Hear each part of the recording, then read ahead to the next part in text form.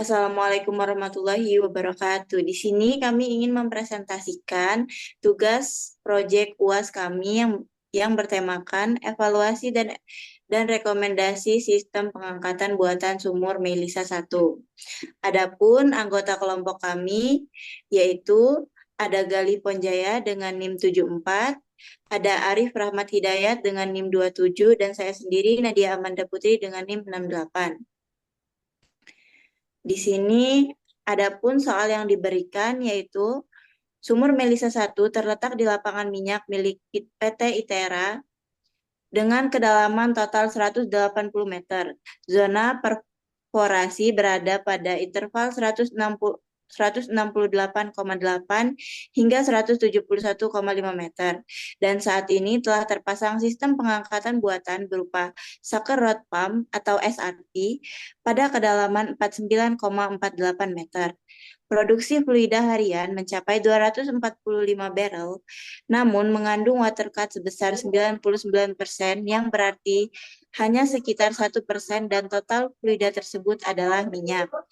Kadar API minyak cukup rendah yaitu 18,6 yang menandakan karakteristik minyak berat dengan kondisi ini. Sistem SRP dihadapkan pada tantangan berat karena bekerja sangat dekat dengan batas maksimal kapasitas kerjanya. Efisiensi sistem menurun dan muncul resiko keausan komponen yang lebih cepat, sehingga perlu dilakukan evakuasi dan kajian terhadap alternatif sistem pengangkatan yang lebih sesuai. Adapun perhitungan di sini rumus yang kita gunakan untuk menentukan gradien fluida yaitu Sg mix dikalikan dengan 0,433, yang mana Sg mix-nya itu yaitu 1 dikalikan 0,433 dan mendapatkan hasil 0,43 0,437 PSI per feet. Lalu untuk mencari nilai PWF yaitu dengan cara 557,4 dikurangi dengan 223,26 dikalikan dengan 0,437.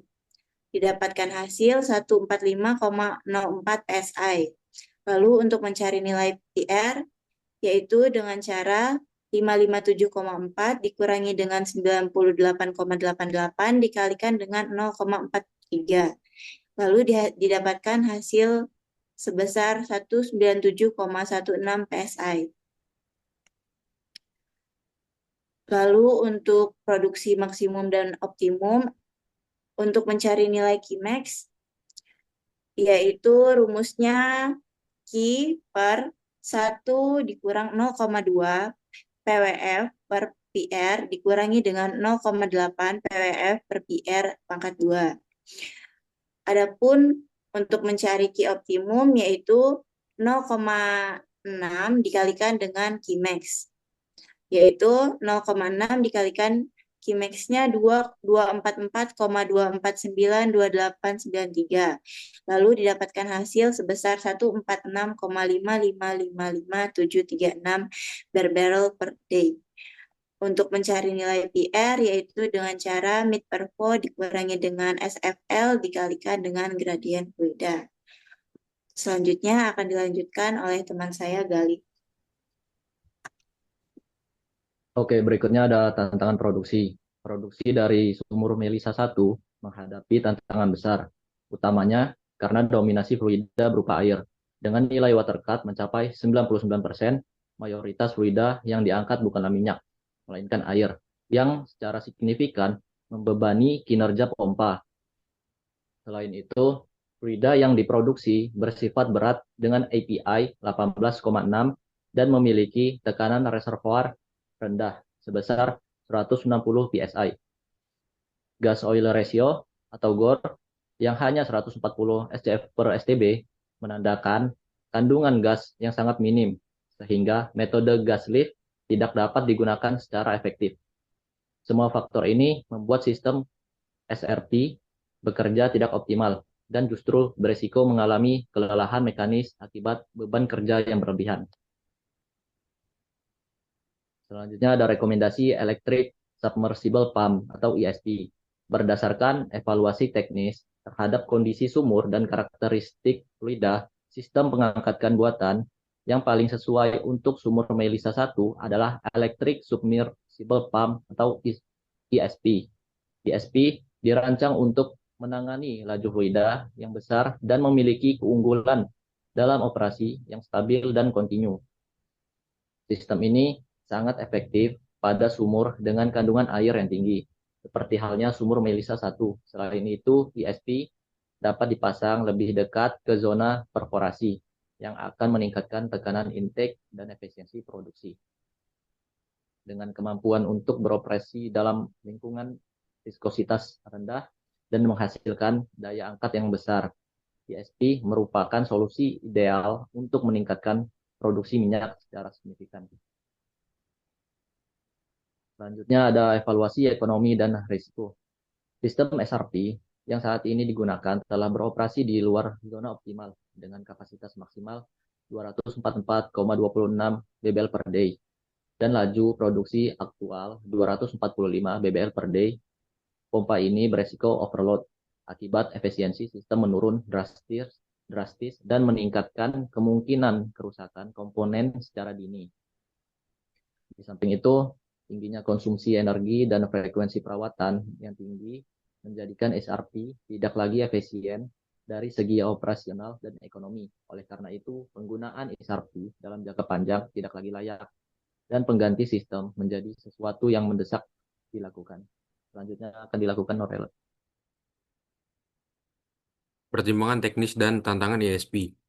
Meskipun ISP merupakan solusi teknis yang ideal, terdapat beberapa aspek yang perlu diperhatikan sebelum implementasi.